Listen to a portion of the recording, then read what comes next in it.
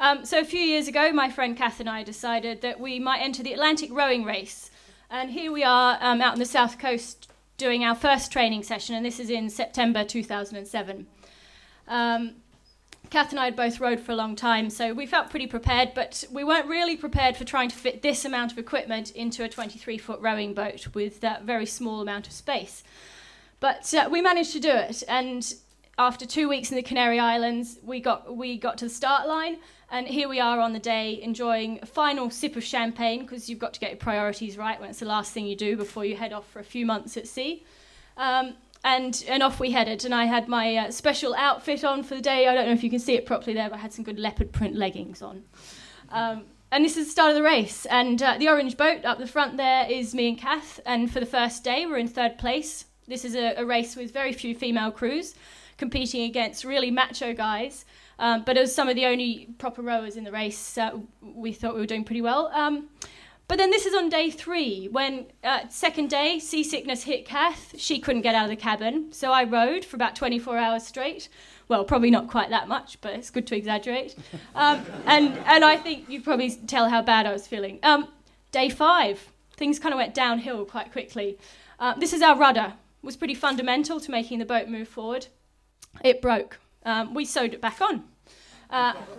And this continued. And this is the rudder by the end of the trip. 19 major repairs. We lost about a week of racing time to this.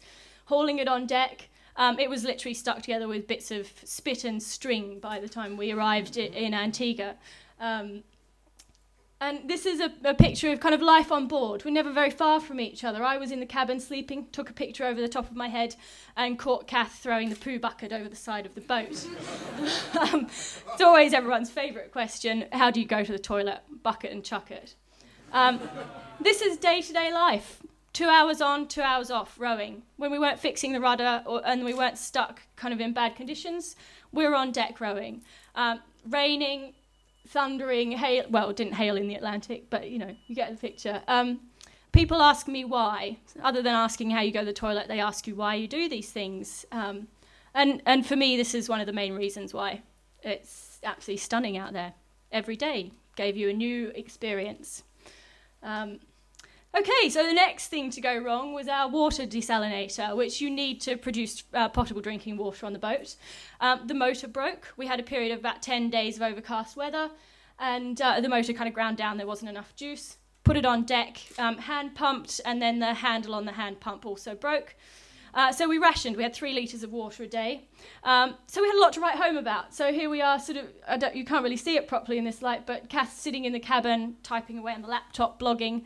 A few tears every now and then. And then occasionally things got pretty hairy out there, and we had to stop rowing. We had a couple of incidents, one where I was rowing out on deck one night, and then the boat tipped up sideways and kind of cruised sideways down the wave, and I thought I was about to roll over. So when things got pretty bad like that, what you do is you put out a sea anchor or a drogue, and this is a drogue. Even that was too strong for the small boat that we had, so we had to take some surgical scissors from our med kit and take it apart. And then here we are stuck in the cabin. Not a whole lot of space in a cabin on a 23-foot ocean rowing boat. You kind of have to sleep like this. And when you're stuck there for 2 days solid in really bad conditions, get a backache, get kind of headache from being stuck in a confined space. But it wasn't all bad, because also the opportunity to be in the cabin was also a time to pull out all my letters from home. I don't know if you can read this properly, but it says, "This is to certify that Margaret Bowling is truly an absolute legend."